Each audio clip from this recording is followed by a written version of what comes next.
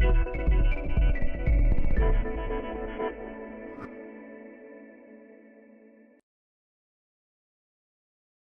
you. Good morning, everybody. We're going to try and get this technology working here. There we go. Okay, and I think we have audio as well. I want to thank Brian and his wonderful staff here from the Toledo Museum of Art. I can't think of a better place to be holding this conference. Just walking through the salons here and seeing especially the exhibition around visual speak is really quite awesome. And for those of you who haven't had a chance, I really encourage you to do that. I also really want to give a shout out to the tech staff, and that's before we have any potential problems here, because the problems are probably of my making in trying to push things. They've done an amazing job over these last days and a really unheralded job. I also want to express my deep gratitude to IVLA for inviting me here to speak with you guys today, and to each of you for coming out this Saturday morning. I'm so grateful to be here and to share with you a mix of images and conversation, to share my thoughts and to hear yours. But I thought, given that we're here in the morning, that it would be good to have a little warm-up. And I thought we would do that by sharing a clip. It's actually a trailer that I took off of offline, and it's a trailer for a film called Visitors. I don't know if anybody's familiar with that film by Godfrey Reggio, but I just want to share this with you. And here we go. And just sit back and take it all in, see what you make of it.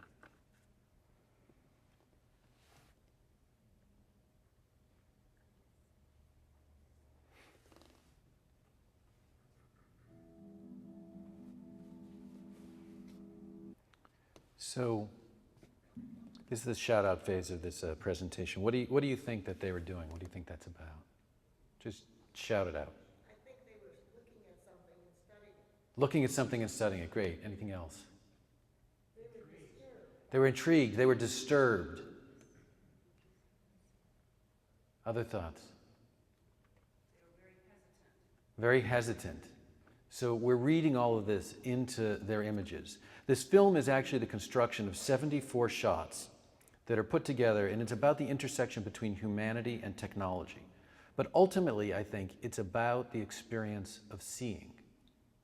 And they were doing what we are doing this morning and what we do all the time, which I argue is perhaps the most creative thing that we do. We do it constantly, and we do it instantaneously, and that is seeing. Seeing is a constructed, created act. Now, I'm not a technologist. I'm actually more of a traditionalist. It's always, in my mind, it's always about story and about our desire to connect. See, when we see injustice in the world, or we see a beautiful sunset, our desire is to share that with somebody. What we'd actually like to do is to take them and put them into our bodies, to see what we see, to feel what we feel, to hear what we feel, to experience what we experience. We haven't yet figured out a way to do that. So what we have done is constructed story. And technology just responds to this basic human need to express. Language, the pen, the camera are all just part of an evolutionary process. This is a fellow that I met recently, about a year and a half ago, on a film that I'm working on in the Middle East. His name is Fadi. Fadi lives here in this cave. Here he is with his son. His son was born in the cave. It's actually the same cave that Fadi was born in, that his father was born in, and his father before him. For generations, this is where they've lived. And I sat with him. It was a cold, stormy night. This is in the hills south of Hebron. And he started to share how it's been a very difficult area to navigate around there with settlements that have popped up and military skirmishes. But what he talked about was that things recently had become much better. And they had become much better because he had a new weapon. And as he says this, now remember, we're in a dark cave. Your eyes finally get used to the light, and you turn and you see there's a whole community of people watching you. And he turns and he reaches behind him and he reaches for the weapon and he pulls out a camera. And he starts to talk, not just about the camera being important, but he starts to talk about the difference between long shots and close-ups. And then he starts to talk about editing. And that when you put these together and you tell a story, the story can't be denied. And that everything on the ground has changed in that community as a result of the cameras. Now, not only is Fadi and his community working with human rights organizations with cameras, but the settlers are bringing their own cameras and the military are bringing their own. And it's a battle of story and making meaning, but it has changed the dynamics of it completely. I was thinking, this was at the time that I was writing this book, and I was thinking, if you don't think that we have entered the age of the image, all you need to do is come to a cave and realize that this is the way that they're telling their stories. I want to share a little bit about my journey, if I can, and to talk about why I believe visual language is so important. As I said, it is, I believe, one of the most creative acts that we have as humans. It turns out that 85% of brain matter is involved in visual processing. It's an interesting statistic to me because currently 85% of the internet bandwidth is dedicated to video. When we see an image in an instantaneous moment, there are 100 billion neurons in our brain, and with each image, 1 million of them are triggered. They're triggered in a very unique footprint, and they bring in data. We don't see an image, we construct an image, and we construct it based on shape and texture and form and movement and color, so that each image we encounter triggers this million unique footprint neuron image. And we compare that instantaneously to a database that we have been building since the moment we open our eyes. It's the way that we see the world. It's the way we understand the world. First thing we hope to see is a parent smiling down at us. But from that moment on, we begin to construct this database for which we will relate everything else that we see. I want to show you a short, it's a very short video. This is online, and I want to do this because we're here at the Toledo Museum of Art, and we're talking about how our brains create images, and I just thought it would be fun to share. So let's see if this will play.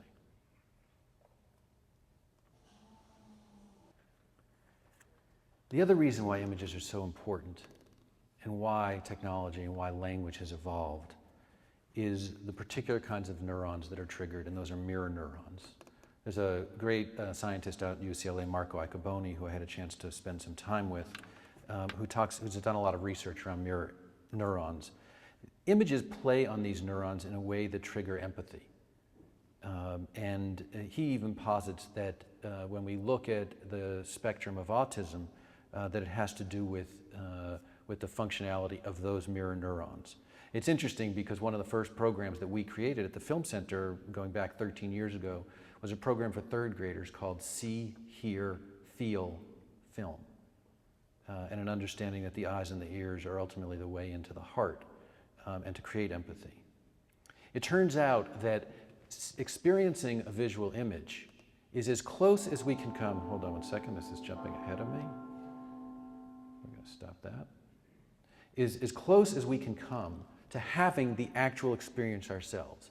We have a physiological response. When we see somebody being chased on a screen, our heartbeat rises, we begin to sweat, and we have that experience.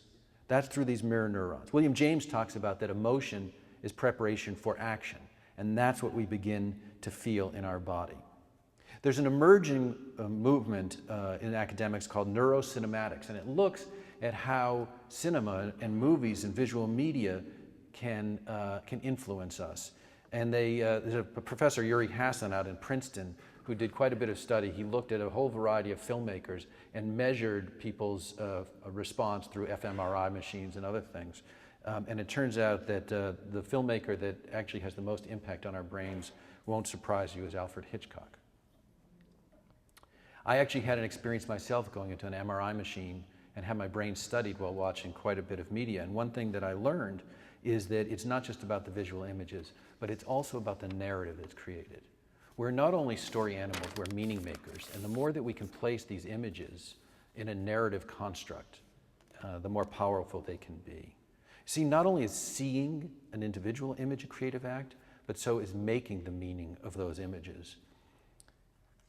There's a study in Turkey recently that made me think about this idea of an emergent language. They were able to study a community that had seen still images, but had never seen moving images. And they showed them a clip, which essentially had like a long shot from the distance of a town from up on a hill, and then a closer shot of the town, and then a picture of a house, and then a picture of a front door, and then something happening in a room by a fireplace. People in the study who had never been exposed to these images couldn't understand why those images were connected to each other. And what was going on in this interior shot and where it was placed had no meaning to them, no connection to the exterior. We, of course, understand them as establishing shots, and we understand that what is going on in the interior space is going on within the larger context outside. Remember, this language is only 100 years old. And the precursor to it, of course, was painting, cave paintings thousands of years ago, and then the kind of paintings and art that we see on the walls here at the museum. But only 100 years ago, this language started to emerge with the Lumiere brothers, with William Friese Greene, and with Thomas Edison. So the question of what does literacy mean, in the broadest sense, came up yesterday in just some discussions I had. And Marjorie Garber from Harvard wrote a book, The Use and Abuse of Literature, and she talks about two tests for literacy, or for literature. The first is that it needs to be connected to a body of past work. It needs to be in conversation with something. And the second is it needs to be open. It needs to be open to interpretation. We need to be asked to bring ourselves and to create meaning out of it. Now, if we think about that as literature, and we think about literacy, I think one thing that is extremely important to get across is the idea that literacy is always a two-way street. It is both about the receptive and the expressive parts of the equation. It is as important to express ourselves in a powerful and compelling way as it is to understand what's being said to us. And that's something that has really evolved quite a bit over the last decade in terms of visual literacy. Now, people can be scared, and I've done a lot of this work in an educational setting, and people can really be scared about this idea of an emergent literacy. I think you all know that. And Socrates wrote to Phaedrus, written by Plato, or spoke to Phaedrus, written by Plato, that writing will kill intelligence. Writing will kill intelligence. If we flash forward, there's this great clip that I want to share with you. Victor Hugo wrote in The Hunchback of Notre Dame of a 15th century moment in time, right? The emergence of a new technology and a new literacy. He wrote it in a 19th century book. It was made into a 20th century movie in 1936. I pulled it from a 21st century mode of distribution, the internet, and I'm going to share it here with you now. I love that line, a book in stone. So there is the fear there, but it actually can be broken down quite simply. And we have been longtime consumers of visual media from the moment we opened our eyes. You know, it's interesting. It strikes me that I look back and I talk to my parents, and they remember when the first television came into the neighborhood, and everybody would gather around it. For them, television was a novelty. For me growing up, and for most of us growing up, television was an appliance. It was just something we had. Now, we had one of them, and it was black and white, and we had these little ears that you would move around. I remember when we got a second television, a color television. But television was a novelty. I mean, television was an appliance to us. What was a novelty was a computer screen. If you flash forward to our kids' generation, the television is an appendage. The screen is an appendage. It's not a novelty. And if you take inventory of your homes and you think about the number of screens you had growing up, one or two, to the number of screens that you have now, it's quite extraordinary. So we have been feeding at the trough of visual media in quite an amazing way. And while we've been doing that, we've actually been learning a language. But what we need to do is we need to begin to think about it more critically. And we need to think about how do we use that to express ourselves. So there are three basic building blocks of this kind of language. And we won't do a 4-year film course, but I'll give you 3 very short ideas to think about this morning. The first is composition. And we can walk around the museum and realize that every artist in every piece chose what to put in the frame and what to keep out of the frame. In fact, Marty Scorsese talks about that cinema is in fact just a matter of what's in the frame and what's not. So it's that choice that we make and where to put it in the frame. The second is this idea of camera as the audience. This is an amazing thing, that we get to actually shift perspective. We get to place the camera where we want, light it the way we want, and we get to move. So the camera becomes us as audience moving to see something. If you've ever had the chance to see Shoah, there's an amazing moment in Shoah where there's a train that is on the tracks approaching the concentration camp, and we're moving on the train with it. And all of a sudden we get to the boundaries of the camp and the train stops, but the camera keeps moving, the lens zooms in. The experience that we have in our bodies tells us that we can move toward this experience, but we can only get so close, and then we need to reflect on something that happened in the past. It's quite an extraordinary moment. That's done through this visual language. The third piece, perhaps, well, it's the fairy dust that turns visual images into such a compelling form of communication, is the editing. And there was a Russian professor in the 1920s who placed images against each other, a guy named Kuleshov, placed images against each other in front of an audience for them to begin to make meaning. So the magic of visual language, of moving image, is to take one image that has a discrete meaning, to place it against a second image that has a separate meaning, completely disconnected to the first, and what emerges is a third meaning. And there's no one better to show this to you this morning than Alfred Hitchcock, so I share this with you. So screens are everywhere. In the fourth quarter of 2002, we passed this amazing moment. It's hard to even believe. Maybe it's a good thing for the planet, I guess. It is the quarter in which there were more iPhones born or birthed into the world than there were babies. If we look at YouTube just as one measure of the plethora of images that we're inundated with, there are 7 billion people roughly on the planet. There are 1 billion of us on YouTube every month. There are 6 billion hours watched each month, 70% from outside the United States. There's 50% year-over-year growth in those numbers, and each month alone right now, there is more original content put up on the internet, visual images, than the major 3 networks have created since their moment of inception more than 60 years ago. We're going to get to that.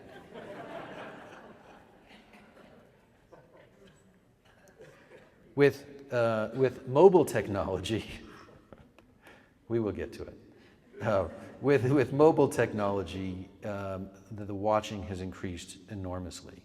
We not only watch, but we record, we edit, and we distribute on these little devices that have more power to them than a camera and an editing system that we had access to years ago. If you look at the Chinese internet networks of Youku and Todo, they will dwarf the numbers of YouTube in just a few short years. So yes, you may say there are billions of hours watched, there are billions of hours put up online, but a lot of them look like, you guessed it, this.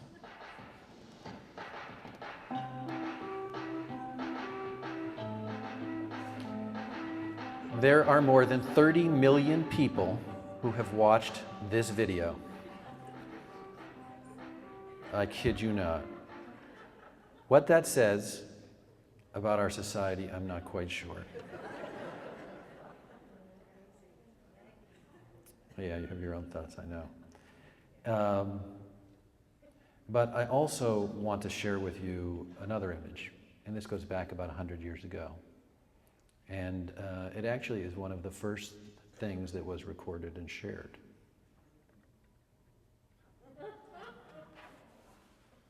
This is by Thomas Edison.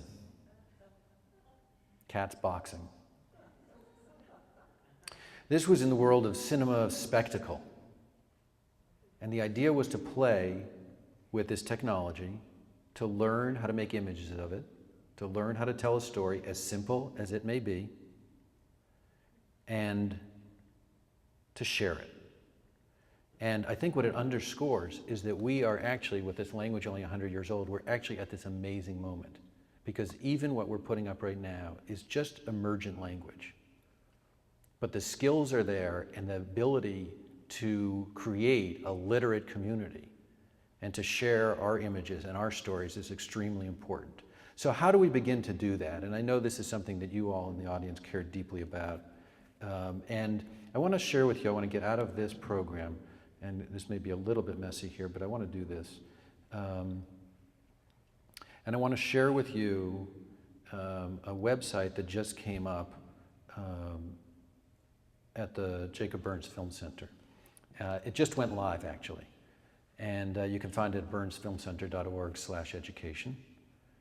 And it is a tool for educators and parents and students to begin to acquire visual literacy skills. I'm just going to share with you two very short things.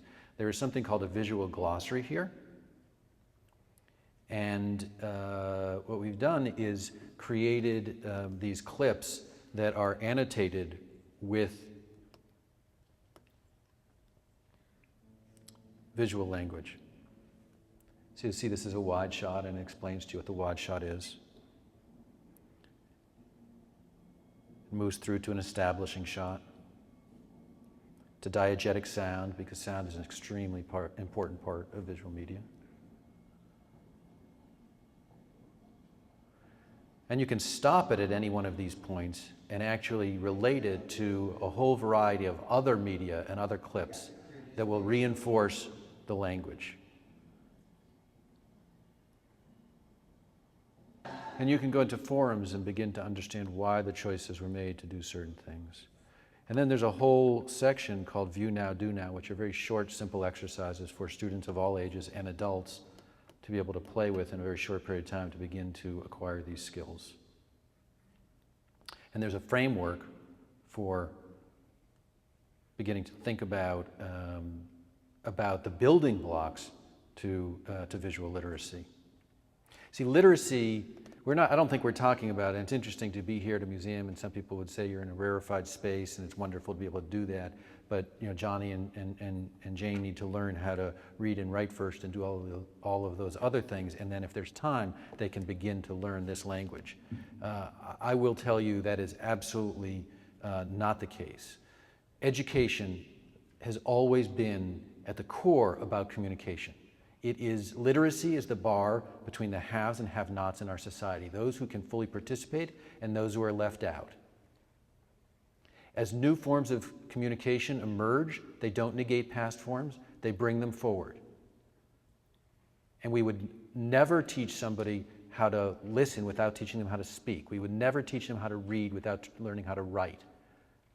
And we should never teach them just to critically view things without teaching them how to express themselves. It is as important to express yourself in a powerful and a compelling way as it is to critically understand what someone is saying to you. So we're talking about really access to full participation in our society and our economy. Leads me to this question. I'm going to come back into the other presentation. See if we can get there. So it leads me to this question of what images are most important. And I thought I'd leave you with this and then answer some questions. One image that came to mind was this. You may know this from Carl Sagan in Cosmos. You can see that dot up in the top right quadrant. That is the pale blue dot. That is us. And you can imagine him talking about how everything that has ever happened in human experience, in human history, happened on that pale blue dot. We've actually been able to do even more than that in recent years. And I want to share with you the very short beginning to an amazing movie that's online that I urge you to take a look at, which is a film called Overview, done by a group called Planetary Collective, and the director's Guy Reed. And they talk about is an Apollo mission that went up and went up to explore the cosmos and space. When you see these images, you can't help but think back to the first moments you encountered these, when what they meant to all of us. So it's extraordinary what they began to learn, but actually the most important moment was when they took their camera that they had brought on board, and instead of it pointing it out at space, they turned around and they pointed it at us. And that image became known as the Big Blue Marble. There are a lot of problems that we deal with today in our society. A lot of things that could make us skeptical of the future. What I would argue is that it is also the first time in human history that we have the ability to reach across time and space and share our own stories and connect with each other in the most compelling of forms. See, visual literacy, I believe, is not a nice extra or another academic subject. It is at the core of our human experience. Our ability to respond to today's challenges and opportunity, and an opportunity to connect deeply, as I said, across time and space, and build the reality that we all want to experience. I want to share with you one more short video and then open it up to questions. And I share this in the spirit of the power of visual images, and also to go back to the building blocks of visual language that we talked about. It's an opportunity to let this sort of flood over you and to see the connections that are being made in the way that it's edited. Because we can edit in so many different ways. We can match on action, we can match on color, we can match on theme, we can match on movement. And ultimately, all of those matches come together with all of the images and the composition to create an emotional experience and to convey a story. So I just thought I'd share this with you. This comes out of a project from Radio Lab. Many of you may know it. We had the opportunity at the Film Center to run a professional development workshop around creativity for the Radio Lab staff. It was an amazing experience for us. And I want to share this with you. Whoop, that's not it. Hold on a second. It would have been fun to have him at the Film Center too. Here we go. We're incredibly fortunate to live in this golden age of the image, and the acquisition of the ability to literally understand what's being shared with us and to share our own stories is an extraordinary access to connect with each other and with ourselves. Thanks very much.